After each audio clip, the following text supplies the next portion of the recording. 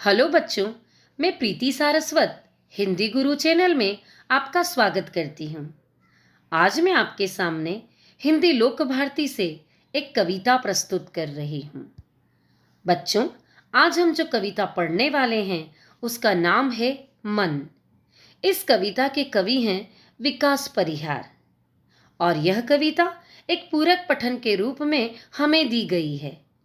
अगर आपने इस कविता का पार्ट 1 नहीं देखा है तो डिस्क्रिप्शन बॉक्स में उसका लिंक दे रही हूँ, आप वहां से देख सकते हैं। आइए कविता की शुरुआत करते हैं। रंग बिरंगे रंग संग लेकर आया फागुन, कांटों के बीच खिलखिलाता फूल देता प्रेरणा।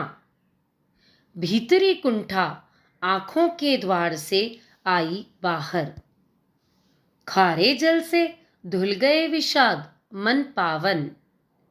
मृत्यु को जीना जीवन विष पीना है जी विषा। आइए अब हम विस्तार से कविता को पढ़ते हैं। रंग बिरंगे रंग संग लेकर आया फागुन। संग, संग का अर्थ होता है साथ।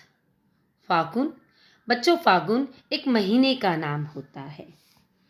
कवि यहाँ पर कहना चाहते हैं कि फागुन का महीना रंगों का महीना होता है और यह रंगों का महीना अपने साथ रंग बिरंगा त्योहार होली लेकर आता है। बच्चों, होली के त्योहार को लोग आपसी प्रेम, अपनेपन व भाईचारे की भावना के साथ मनाते हैं।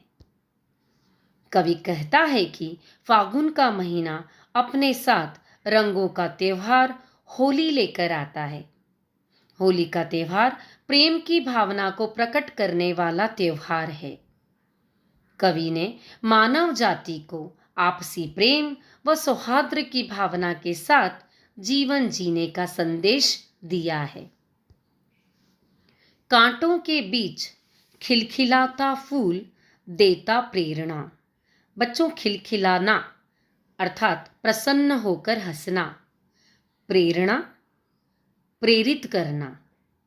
यहाँ पर कवि प्रकृति के माध्यम से हमें एक संदेश देना चाहते हैं। प्रकृति हमें फूल के माध्यम से प्रेरणा देने का कार्य कर रही है। एक फूल जो कांटों के बीच में खिलता है, फिर भी वह अपनी सुगंध को, अपनी कोमलता को, अपनी सुंदरता को कभी नहीं खोता है।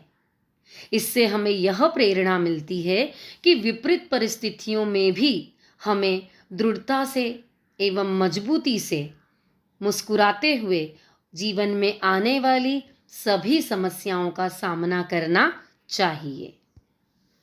कवि कहता है कि फूल सदैव कांटों के बीच में रहता है, लेकिन वह अपनी सुंदरता व सुगंध को नहीं खोता है।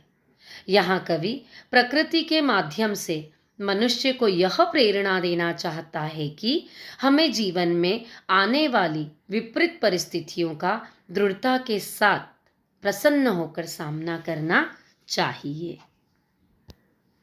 भीतरी कुंठा आंखों के द्वार से आई बाहर। भीतर अर्थात अंदर, कुंठा, कुंठा का अर्थ होता है घोर निराशा। बच्चों, असफल व्यक्ति निराश होकर आंसू बहाने लग जाता है और सफलता को प्राप्त करने का प्रयास नहीं करता है। कवि कहते हैं कि हमें अपने जीवन से निराशा को दूर करते हुए सफलता को पाने का प्रयास करते रहना चाहिए। कवि कहता है कि आंसू निराशा का प्रतीक है। जो व्यक्ति निराश होता है वो सफलता प्राप्त करने के प्रयास नहीं करता है। कवि यह संदेश देता है कि हमें कभी निराश नहीं होना चाहिए। अपने लक्ष्य को पाने के लिए अथक प्रयास करते हुए सफलता प्राप्त करना चाहिए।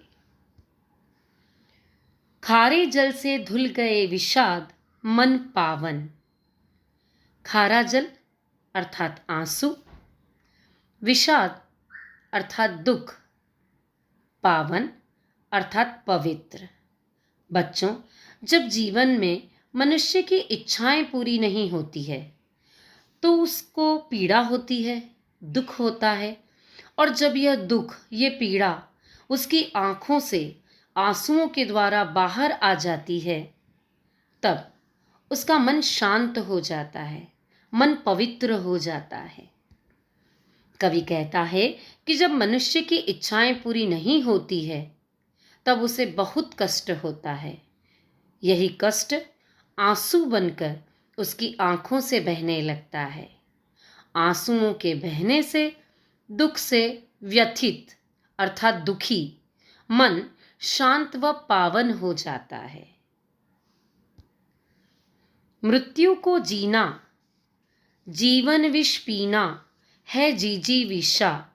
बच्चों, विष का अर्थ होता है जहर और जीजी विषा का अर्थ होता है जीवन जीने की इच्छा।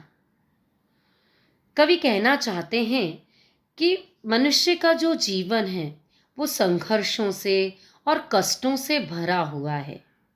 जीवन में इन संघर्षों को, इन कष्टों को सहन करना जहर पीने के समान है, परंतु मनुष्य इन्हें सहन करते हुए आगे बढ़ता है क्योंकि उसका जीवन के प्रति प्रेम है, वह जीवन जीने की इच्छा रखता है। कवि कहता है कि जीवन असहनीय कष्टों से भरा हुआ है।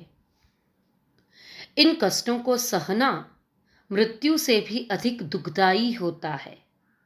मनुष्य अपने जीवन के कष्टों को सहन करते हुए आगे बढ़ता है क्योंकि उसके भीतर जिंदगी जीने की इच्छा होती है। यहाँ कवि यह संदेश देता है कि जीवन के संघर्षों का सामना करते हुए आगे बढ़ना ही जीवन है। बच्चों, अगर आपको मेरा यह वीडियो पसंद आया तो इसे लाइक कीजिए, अपने दोस्तों के साथ शेयर कीजिए और इस तरह के वीडियो पाने के लिए सब्सक्राइब कीजिए आपके अपने हिंदी गुरु चैनल को।